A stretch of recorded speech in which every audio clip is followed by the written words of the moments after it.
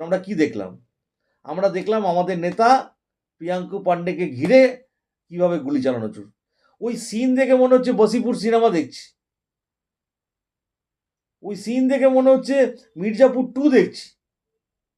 তারপরে আমরা কি দেখলাম? আমি পরপর ঘটনাগুলো আপনাকে বলে যাচ্ছি, মিলিয়ে নিন। তারপরে আমরা দেখলাম অর্জুনদার বাড়ি ঘিরে গুলি বোম চলল। কি করলো প্রশাসন? প্রিয়াঙ্কুদার কেসে কি করলো প্রশাসন? কিছুদিন আগে কি দেখলাম? প্রিয়াঙ্কুদার বাড়িতে মহিলাদের, আরে ভাই আপনি কোনো কাউকে অ্যারেস্ট করতেই পারেন যদি আপনার আপনার কাছে তথ্য বা কমপ্লেন যদি কিছু থেকে থাকে, কিন্তু আপনি যাকে অ্যারেস্ট করতে যাচ্ছেন সুপ্রিম কোর্টের নিয়ম অনুযায়ী আপনি রাত সন্ধ্যে 6:30 পরে কাউর যে বাড়িতে মহিলা থাকে, মানুষ যে বাড়িতে বসবাস করে, আপনি এরমভাবে উইদাউট নোটিস যেতে পারেন না। আপনি কি করে চলে গেলেন প্রিয়াঙ্কুদার বাড়িতে?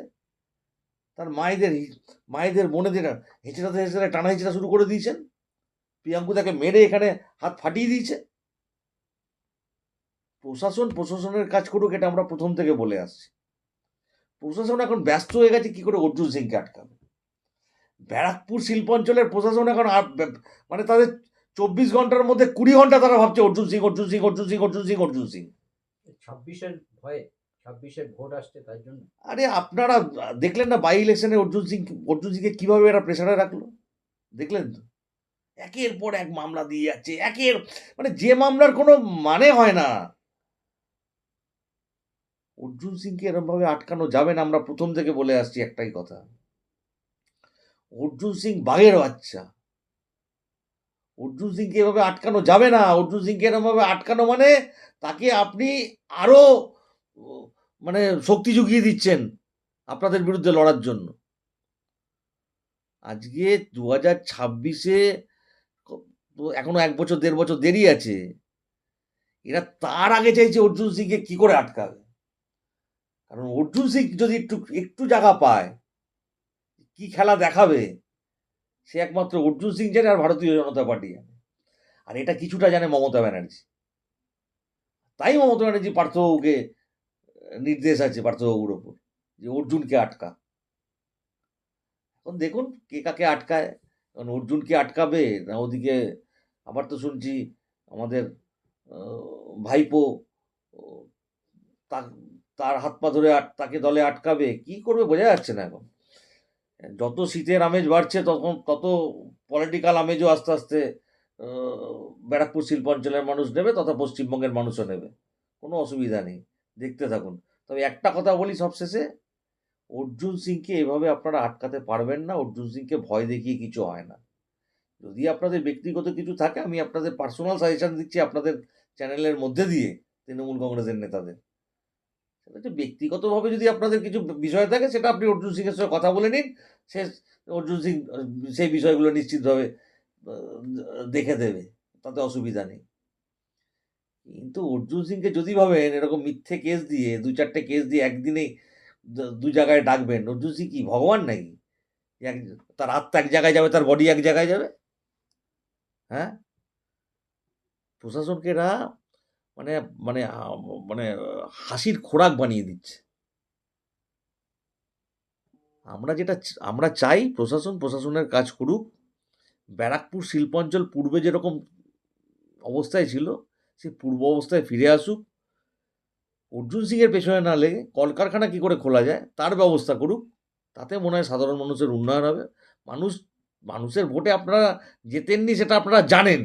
জেনে বুঝেই আপনারা এই কাজগুলো করেন। যদি মানুষের ভোটে আপনারা জিতে আসতেন তাহলে নিশ্চিতভাবে মানুষের জন্য আপনারা কিছু করতেন। আমাদের সম্মানীয় যিনি এখন সাংসদ আছেন, তিনি মেলা নাটক এইসব নিয়েই আছেন মেতে। প্রচুর মানুষ অভাবে রয়েছে, প্রচুর মানুষ বেকারত্বে ভুগছে।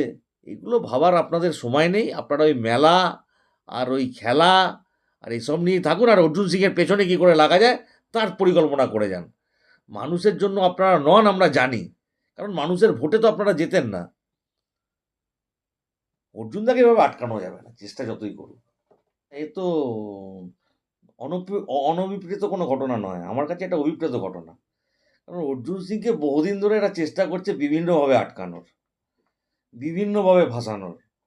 অর্জুন সিং আমাদের দলের ব্যারাকপুর জেলার আমাদের দলের একজন মানে বলতে পারেন আমাদের মানে মানে উৎসাহের একটা জায়গা হচ্ছে অর্জুন সিং। উৎসাহের উৎস হচ্ছে অর্জুন সিং। এই উৎসাহের উৎসকে কি করে বন্ধ করা যায়? দেখবেন যে কিছু পাহাড় থেকে আগ্নেয় আগ্নেয়গিরি সব পাহাড় থেকে বেরোয় না, কিছু কিছু পাহাড় থেকে লাভা বেরোয়। কিছু মৃত আগ্নেয়গিরি থাকে, কিছু আগ্নেয়গিরি থেকে লাভা বেরোয়। অর্জুন সিং হচ্ছে সেই আগ্নেয়গিরি যেখান থেকে আগুনের ফুলকি বেরোয়। এই আগুনের ফুলকিকে আটকানোর জন্য ছাই চাপা দেওয়ার মাঝে মাঝে চেষ্টা হয়। তা ছাই দিয়ে কি অর্জুন সিংকে আটকানো সম্ভব? এই জোড়া চিঠি কেন? যদি 4টে চিঠিও একসঙ্গে পাঠাতো, মানে ধরুন লালবাজার থেকেও যদি চিঠি আসতো, সিআইডি পাঠিয়েছে, লালবাজার পাঠিয়েছে, জগদ্দল থানা পাঠিয়েছে, ব্যারাকপুর ডিডি। ব্যারাকপুর ডিডি পাঠিয়েছে, এও যদি হতো না, তাহলেও আমরা আশ্চর্য হতাম না, কারণ ওটা অর্জুন সিং বলে। আর অর্জুন সিং যে কথাটা বলেছে একদম বাস্তব কথা বলেছে। অর্জুনদা যে কথাটা আজকে বলে, সে কথাটা আমরা দেখেছি 1 মাস পরে গিয়ে সত্যি হয়। কারণ মুখে তো ওনার সরস্বতী বসে রয়েছে, উনি যেটা বলে সেটাই সত্যি হয়ে যায়। আজকে তো বাস্তব কথা বলেছে। আজকে শুভেন্দুদার ওপর অ্যাটাক, তো আইবি রিপোর্টেও এসছে শুভেন্দু অধিকারীর ওপর অ্যাটাক হবে। সেই আইবি, হ্যাঁ অর্জুনদা একটা অন্যায় করে ফেলেছে, সেটা হচ্ছে যে ওই আইবি রিপোর্টের আগে বলে ফেলেছে, আইবি ডিআইবি রিপোর্টের আগে অর্জুনদা বলে ফেলেছে। আরে অর্জুন সিং 40 বছর ধরে 35-40 বছর ধরে ব্যারাকপুর শিল্পাঞ্চলে রাজনীতি করছে। ব্যারাকপুরের বালির গন্ধ অর্জুন সিং চেনে, মাটির গন্ধ বোঝে। অর্জুন সিং এর নেটওয়ার্কের কাছে এদের নেটওয়ার্ক আছে নাকি কিছু? এরা তো পুলিশ তো মাল তুলতে ব্যস্ত। তৃণমূল কংগ্রেসের নেতারা অর্জুন সিংকে কি করে আটকাবে উঠে পড়ে লেগেছে। কারণ এই পার্থ ভৌমিক বলেছিল না, পার্থ ভৌমিক নির্বাচনে, লোকসভা নির্বাচনের আগে কি বলেছিলেন? বলেছিলেন না সন্ত্রাসমুক্ত ব্যারাকপুর করবেন।